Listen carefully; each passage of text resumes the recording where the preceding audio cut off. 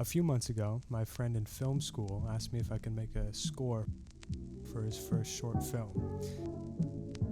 Of course, because it was finals week and he wasn't paying me anything, I said sure.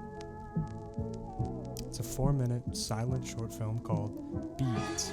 It's about breakups, insomnia, mysterious dream sequence doppelgangers, and of course, taking melatonin you found off the street. This was going to be unlike anything I'd ever done before. I had to take somebody else's work and translate it into music without losing the thematic or emotional meaning. If I mess this up, the entire project is screwed. Great, at least I have a lot of time to work on it. Hold on, I'm getting a call. I have 2 weeks starting yesterday. And if this isn't good, you're probably not going to get to direct in film school again. Step 1. Tell them to bring out the lobster! Step 2. To keep things simple, we need a single motif that can change meaning and feeling depending on the instruments and texture surrounding it. I wanted something that sounded romantic and nostalgic, but also dejected, dull and dreamlike, or ambiguously hopeful.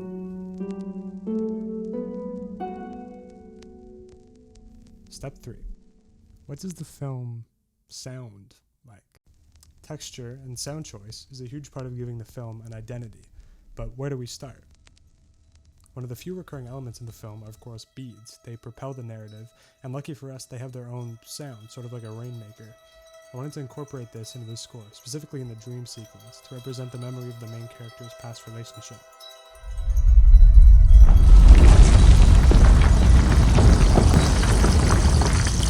Another recurring theme in the film is insomnia.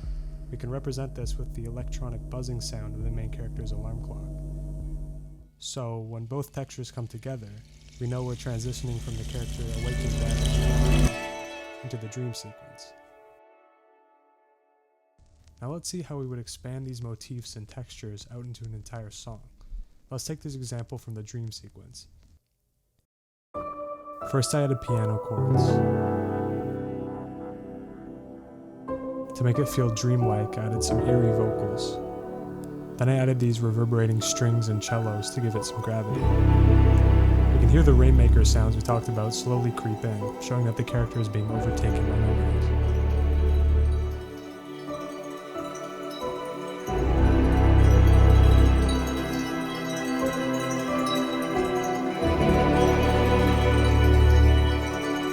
But just when we think we know where the scene and the music is going, the chords and melodies completely change. We can hear many of these same textures from before, but with much more eerie chords.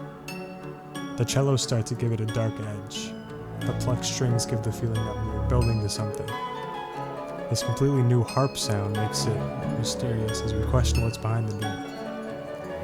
And the music cuts out, as instead of his girlfriend, the main character sees himself, with a mustache. I set up the main melody to represent the memories that the main character has of his past relationship. So when it first plays in this scene, where he takes a walk at night, we don't know what it means. Once it plays in the dream sequence after hearing his girlfriend's voice, we know it could be tied to his past relationship. But as the character starts to change, and starts to look on his past relationship differently, it's replaced by this new harp melody. It's only in the final scene that we hear this melody again. This time it's in the background. The memories are still there, but the character is moving on.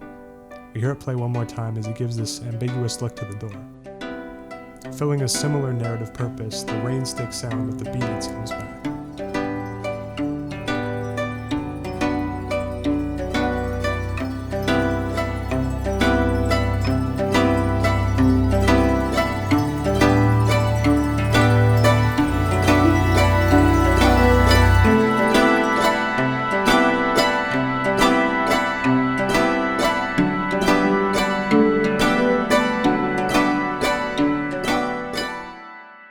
Of course, this took many hours.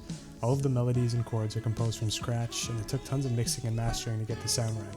What I learned from this, though, is the fascinating niche film scoring occupies in media making. Scoring a film means being completely tied to adapting another person's work into an entirely new medium, completing it thematically by representing its themes and meaningful motifs. More importantly, the score completely changes the audience's emotional relationship to what they're seeing. Film scoring is an inherently collaborative medium that creates a sense of cohesion and identity in the entire work. A score can completely change the way audiences feel while watching and remember the film after watching.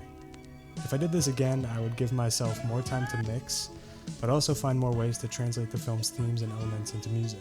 The most challenging part of scoring is coming up with the main theme. It has to be catchy but not derivative, and stand on its own to be memorable. Being a media maker is about collaborating, as much as it is about translating ideas across mediums. It's for that reason that film scoring is so satisfying.